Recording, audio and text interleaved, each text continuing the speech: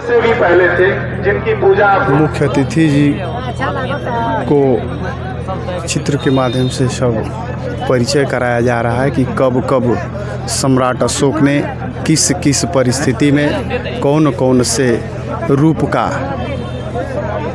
ग्रहण धारण करना पड़ा था उनको, किस परिस्थिति में उनका हृदय परिवर्तित हुआ था, उस चीज़ को मुख्य अतिथि जी से परिचय करा रहे हैं। क्योंकि वहाँ तथागत बुद्ध जन्मे थे।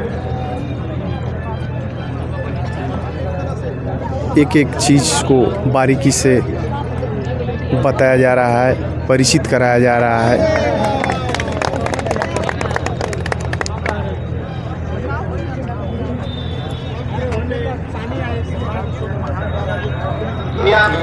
सम्राट अशोक महान द्वारा भेजे गए धम्म प्रचारक महान रक्षिता योनाग्रीस एवं मज्तिका महा या नातिका कश्मीर और गंधार सम्राट अशोक के समय सीमाएं कहाँ तक विस्तृत थी, फैली हुई थी। काबुल, कांधार, तजाकिस्तान, अफ़गानिस्तान, पाकिस्तान तक इस मैप को बताया जा रहा है क्लब के कार्यकर्ता।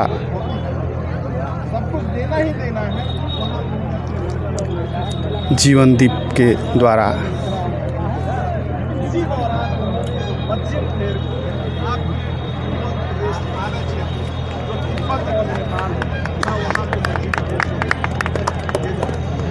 पहले से तो आप लोग बुद्ध को मानते थे, लेकिन जब मस्जिद और वहाँ गए तो उसके बारे में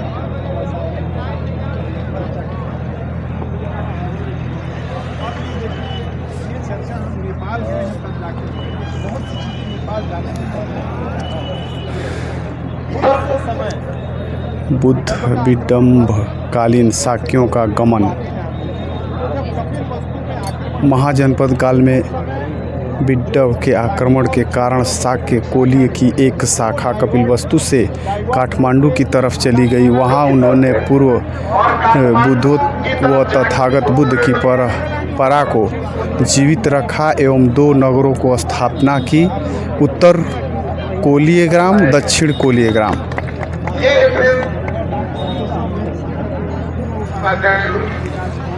देवपाल खत्ती, क्योंकि जो हमारे पास जो कॉपर प्लेट है उसमें खत्ती ही नाम है, जैसा कि आपने भी बताया है। तो वो खत्ती और भारत, यानी कि जो उस समय का मगध था वही तो पूरा भारत था, मगध ही पूरा भारत बन गया और अखंड भारत बना। तो उसकी राजकुमारी जो चारुमती मौर्य थी, जिनकी शादी देवपाल खत्ती से हुई, तो उसका फोटो। और एक चीज़ ये भी मैं थोड़ा सा यहाँ इंडिकेट कर रहा हूँ, ये जो रेफरेंस हमने किया है ये पर्सी ब्राउन जो ब्रिटिश विद्वान और इतिहासकार हैं, इनकी पर्सी ब्राउन की एक विशेषता है कि किसी भी खंडहर को देख के वो उसका सजीव चित्रण कर लेते हैं। और ऐसा बहुत से उन्होंने कार्य ऐसे किए हैं कि उस जगह को ढहा दिया गया और वहाँ के लोगों ने कहा कि अब जरा इसकी चित्रकारी करिए, तो उन्होंने हूबहू ऐसी ही चित्रकारी करके दिखाई ताकि लोगों को पता भी चल गया कि नहीं ये सबूत वो सही भी। तो ये उस समय का वो चित्रकारी है पर्सी। अब जो हमारे पास अब ये तो आपका दिया हुआ ही है, लेकिन लोगों को बताने के लिए दिया हुआ आपका है, लेकिन लोगों को बताने के लिए है कि जो हमारे मुख्य अतिथि आए हैं उनके पास ये सब एविडेंस है, ये सब प्रमाण हैं कि ये शाक्य वंश के हैं और ये उन्हीं के वंशज ही हैं। चारुमती महारानी के ही ये परंपरा से ये लोग हैं, जिसका सबसे जीता जागता उदाहरण जो हमारे पास है वो कॉपर प्लेट में स्पष्ट रूप से इनके देवपाल जो राजा थे, राजा देवपाल खत्ती और चारुमती, उनका उल्लेख स्पष्ट रूप से इस ताम्रपत्र में। और ये चारुमती, जिसको वहाँ के लोग गंगा महारानी कहते हैं, चूँकि चारुमती तो मगध की थी और मगध में गंगा बहती है, तो नेपाल के लिए बहुत पवित्र नदी है गंगा, इसीलिए गंगा की ही महारानी है, ऐसा करके उनका विशेषण वो लोग गंगा महारानी ही कहें। क्या बात है। और चारुमती स्तूप जो कि वहाँ खुदाई हुई तो चारुमती स्तूप नेपाल में जो संग्रहालय है, राजकीय संग्रहालय, वहाँ से ये एविडेंस मिला है, जहाँ पे कि खुदाई के दौरान सब लोगों के पास भी फोटो है।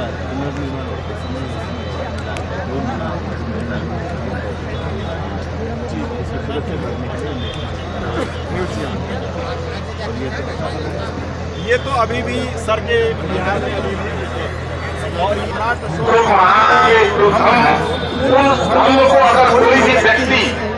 संगठन या देश अगर अपना ले तो शांति आने में देर नहीं। और ये इसका प्रयास पूरी दुनिया के लोग कर रहे हैं, ऐसा प्रयास दुनिया के लोग कर रहे हैं। उसी का परिणाम है कि अमेरिका में, थाईलैंड में, चीन में, ताइवान में, ऑस्ट्रेलिया में, टोक्यो जापान में, दक्षिण कोरिया में, श्रीलंका में और आपके नेपाल में सब जगह सम्राट अशोक महान। और ये जगह जहाँ आप खड़े हैं, यहाँ बगड़ी का जहाँ भी आप पूजा किया। क्या बात है बेटा। तो ये पूरी दुनिया में हम लोगों का भी एक प्रयास है कि फिर से पूरी दुनिया से सम्राट अशोक के माध्यम से ही हम लोग और पूरा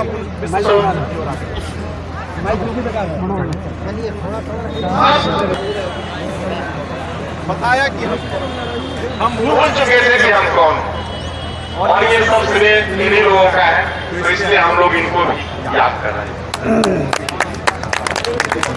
हम यहाँ खुदाई कर रहे हैं, कनिंगम से बोलते जी। अब पूरा भी हो गया, वो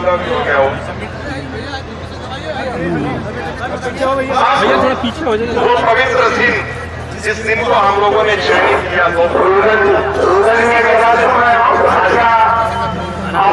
मंच के लिए अति महत्वपूर्ण, अति सम्मानित लोगों के सब कुछ हम लोग, अगर मेरी आवाज सुन रहे हो तो वो जगाने वाला चेतना गुरु ये है बाबू जगदेव प्रसाद भारत लेवी, और आपकी की बीच में है दीदी आई हुई है। इन्हीं के दिन को हम लोगों ने चुना, इनके जन्म, इनके कार्यशैली और इनकी सफलता सब कुछ हम लोगों के लिए एक प्रेरणा का स्रोत है।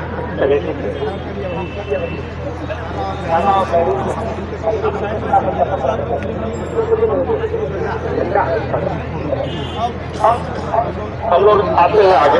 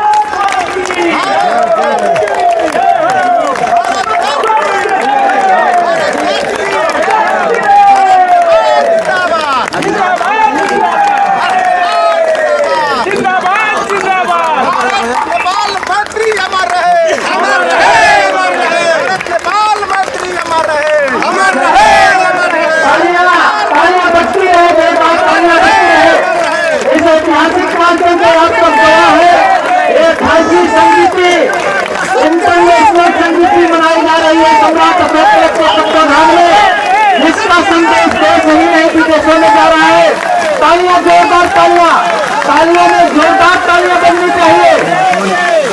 तालियां कमजोर होनी चाहिए अपने अतिथियों के सम्मान में।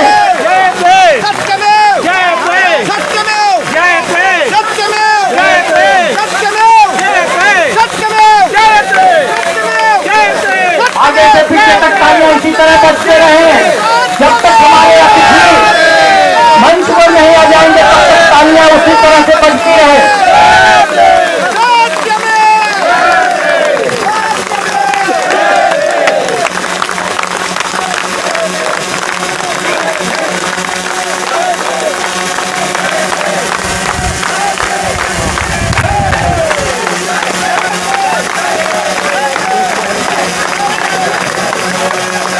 अब आगे से थोड़ा सा आप लोग सत्य में भारत नेपाल मैत्री, भारत नेपाल मैत्री, भारत नेपाल मैत्री, भारत नेपाल मैत्री, भारत नेपाल मैत्री, जिंदाबाद जिंदाबाद। सत्य में, सत्य में, सत्य में, सत्य में, सत्य में, सत्य में, भारत नेपाल मैत्री जिंदाबाद, भारत नेपाल मैत्री जिंदाबाद, जिंदाबाद, भारत नेपाल मैत्री। अब हमारे अतिथियों के द्वारा भारत नेपाल मैत्री, मुख्य अतिथियों के द्वारा, अब हमारे अतिथियों के द्वारा के सम्मान में सबसे पहले पंचशील महाकाली कन्या के सागर विश्वगुरु तथागत रामानंद बुद्ध के सम्मान में दीप प्रज्वलन इस पर हमारे सभी अतिथियों के द्वारा, जो हमारे आइकॉन है, जिनका आज जन्म दिवस पूरे देश में बड़े ही हर्षोल्लास के साथ मनाया जा रहा है, संस्थापक शहीद बाबू जगदेव प्रसाद, इस संगठन के संस्थापक। इस पश्चात आगे का कार्यक्रम संपन्न होगा और इधर बीच की गैलरी में अब आगे कोई व्यवधान न हो, इसलिए आप लोग पुनः मैं निवेदन करना चाहूंगा कि आप लोग अनुशासित तरीके से जो हमारे वॉलंटियर है इस व्यवस्था का सामान अपने हाथों में ले लेंगे और जो लोग जहां हैं अपने स्थान पर सुरक्षित अपने स्थान पर बैठ जाएंगे, ताकि सबको आगे से पीछे तक इस कार्यक्रम का आनंद लेना है, सबको आगे से पीछे तक दिखाई दे, इस बात का ध्यान हम सब लोग रखेंगे।